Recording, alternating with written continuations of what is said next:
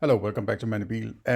I just uploaded a video where I criticize once again Bernardo Kastrup, Bernardo Kastrup's philosophy regarding metaphysics, and I call it his mind-body confusion, as you can see in the title here. And what I noticed was that just arrived a comment, and not to jump on this particular dude as such, but it's just so illuminating what is going on with this the Pied Piper of crazies, right?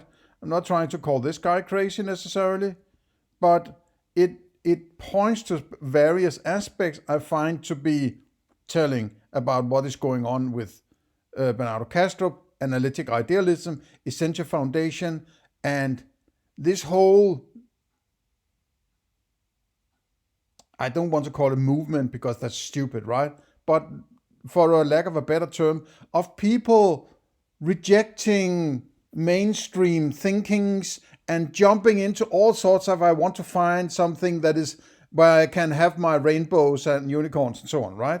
And Bernardo Castro fits the bill.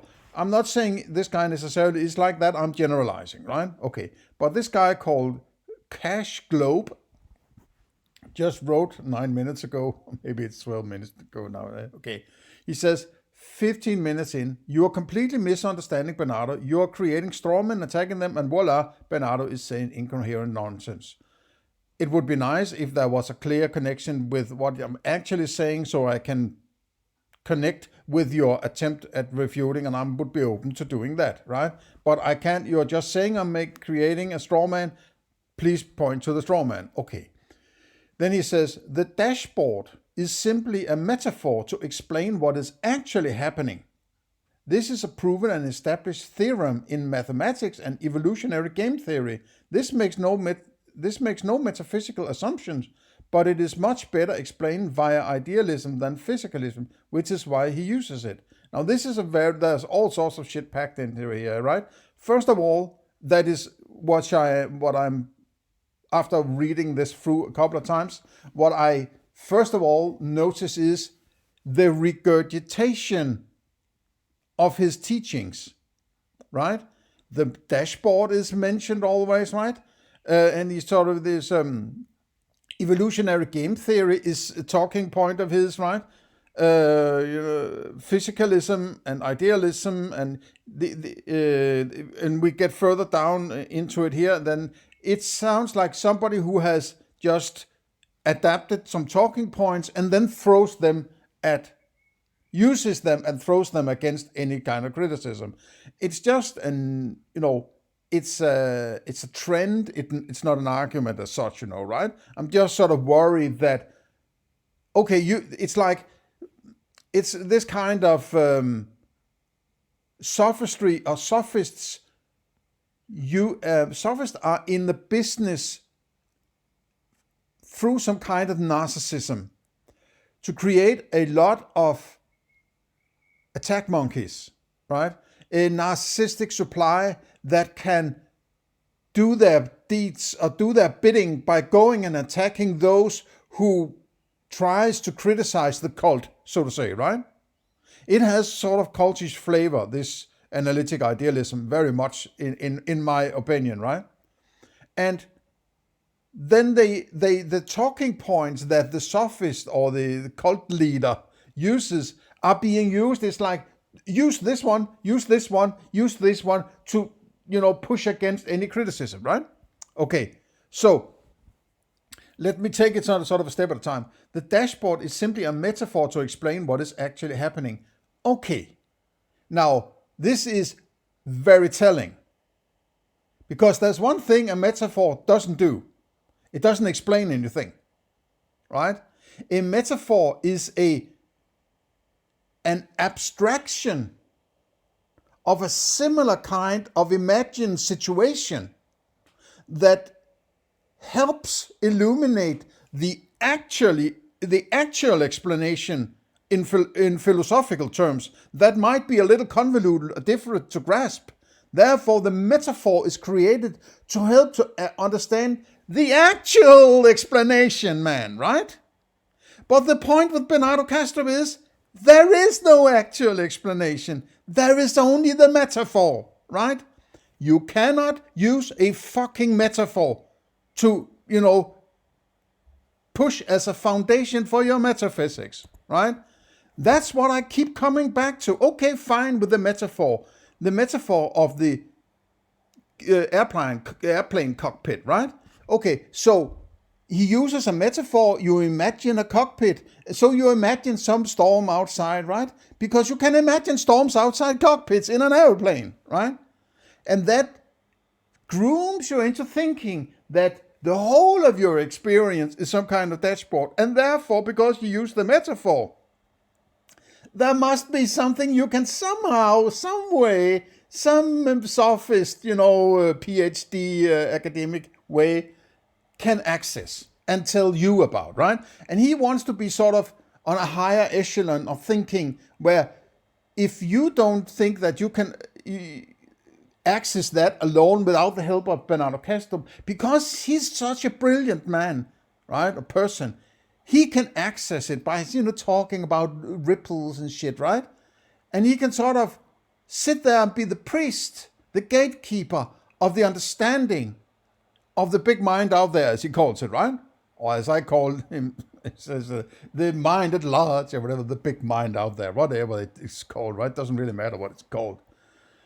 And then you have, as a peon in this cult, you have to keep coming back to hear his preachings, right? You want there to be this world where God is and the government and everything good, and the actual everyday is just so boring, right? So you want this fairy tale land of fluffy teddy bears and gummy bears as far as the eye can see, right?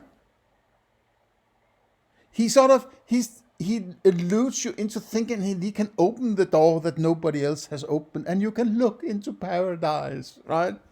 Oh, it's so alluring, right? It's just bullshit, right? It's pure, unadulterated bullshit. Because it's all based on a metaphor that is there to manipulate you into an understanding you cannot possibly have, right?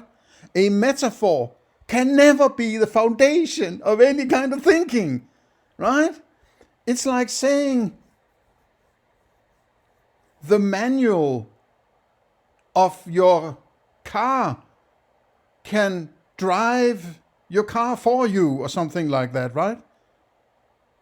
A metaphor is sort of a quick fix to understand something that is more difficult to understand, but the difficult to understand is more clear and rigid philosophically. Therefore, you use a metaphor to understand it, right? Like when you're saying, well, if you haven't seen an orange, come home from Africa, Dr. Livingstone, and talk to your fellow Britishman, right? Englishman, and you say, yeah, I saw an orange. So they say, what's an orange? I've never seen that before. What is that? Well, it's like a yellowish ball. So, okay, it's like a yellowish ball. Okay, well, that doesn't mean there are balls hanging on trees in Africa, right? And if you have never seen anything out there in Africa, and you started to talk about yellowish balls, right? Then yellowish balls will never be an explanation of what the hell is going on in Africa. So you can't use a metaphor for anything as an explanation. It's stupid, right?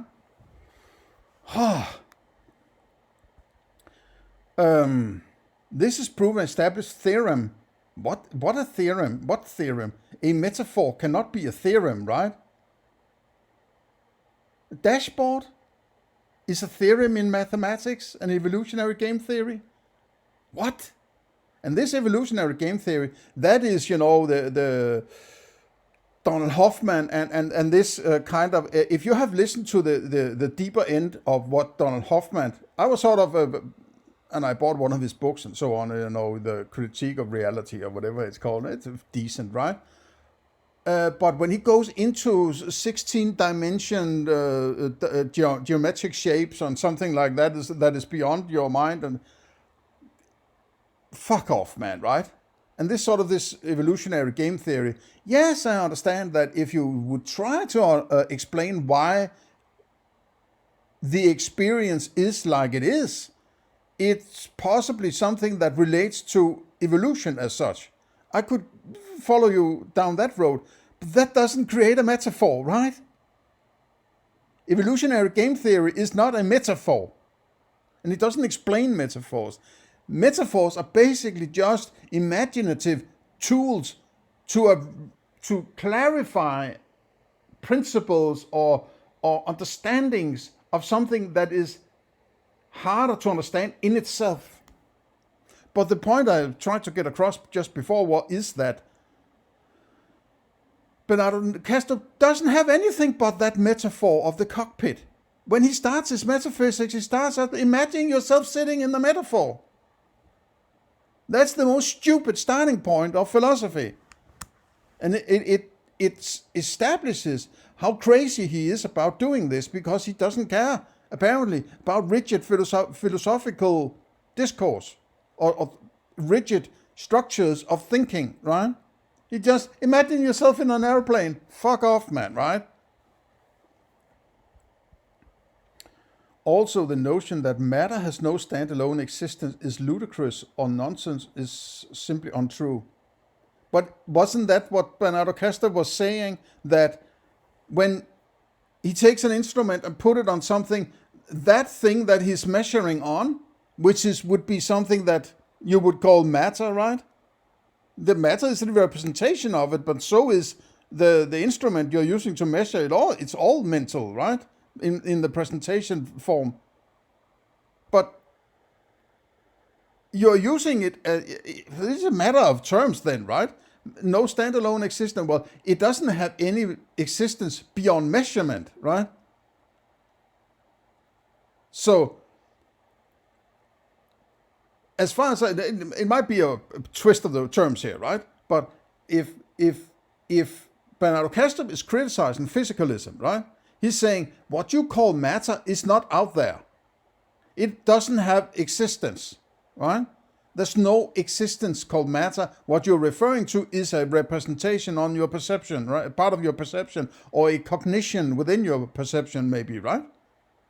So it doesn't have any external form that you can say. There might be something out there. I'm not really ruling that out. But what you're referring to when you're talking about matter is a particular aspect of your experiences, right? And I would say that that's what Bernardo Kastrup is saying, and I would agree with that.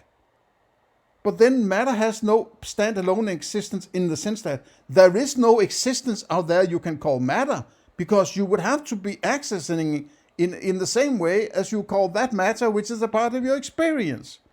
So it can't be in both places at the same time. So he doesn't get this, and this is well established in physics. All right, it's well established. Well, when I'm philosophizing, I'm not doing physics, right? You can't use science. Physics is a kind of science, right? Physics is the description of how things behave in your experience, you could say, if you understand that the physicalist paradox, right? But it's a description of how things move about, and trying to predict where it will be. If you throw something from the Eiffel Tower, you can make some predictions possibly of what is going to be the case in a particular amount of time, right? Which is also a physical quantification of some kind, right? Time is, right? So what is that is established in physics? You can't establish metaphysics in physics by using physics, right? Because meta comes before physics, right? Metaphysics comes before. That's part of the definition of metaphysics. Meta means comes before or above or behind or something like that, right? So you have to have established metaphysics before you can do physics. So this kind of established physics, right? He's just adding to the fire of stupid argumentation in this analytic idealism. Why do you think more and more physics are turning to consciousness as fundamental ontologies? I have no fucking clue, right? But I'm willing to hear the arguments, and I'm going to fucking deconstruct them, right?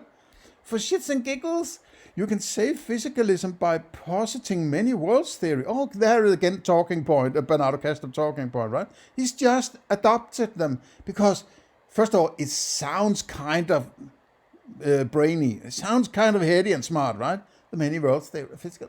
You can say, I'm sounding so smart, right? Yes. For which we have no evidence. No, there is exactly zero evidence, right? Gazillions of millions of words as Bernardo Kastrup. He's just regurgitating Bernardo Kastrup. He has not done any of this shit, right? I presume. I'm taking as a guess. Currently, zero empirical evidence for many words. Exactly a talking point. He's just regurgitating his master, right? Or by positing hidden variables, right? Which are still undefined, right? Well, maybe you should try and understand what I'm actually trying to get to, right? I'm trying to illuminate to you that he has no argument for an external world. But he pretends that he has. He's just pretending, sort of throwing around a few words and a metaphor, and therefore there's an external world.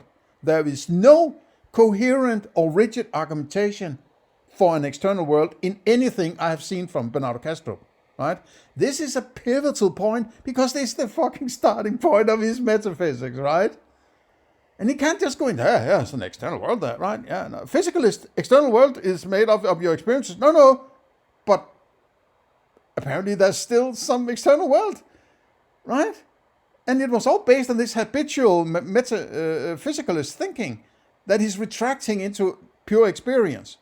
Okay, so what enables him to talk about an external world other than the same old habitual thinking that he was inflicted by using physicalism?